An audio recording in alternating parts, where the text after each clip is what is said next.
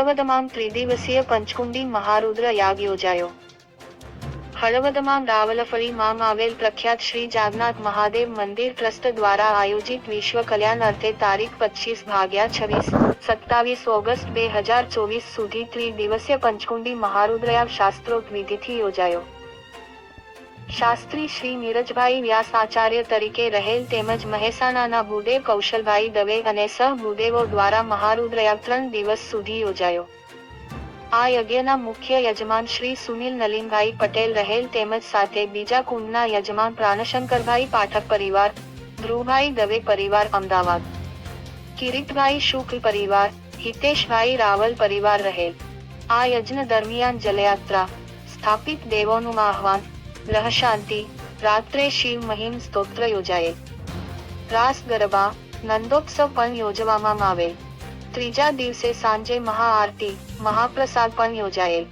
આ અગાઉ 2014માં પણ પંચકુંડી મહારુદ્ર યાગનો રાવલફળી, જાગનાથ મંદિરના સાનિધ્યમાં યોજાયેલ। આ કાર્યમાં રાવલફળી, હળવદના તથા બહારગામ રહેતા લોકોનો આર્થિક સહયોગ દાતાઓ તરફથી રહેલ। 3 દિવસ સાતમ, આઠમ નોમ સુંદર રીતે યજ્ઞ સંપન્ન થયો। રિપોર્ટર સંતોષભાઈ ઓગાણિયા, હળવદ।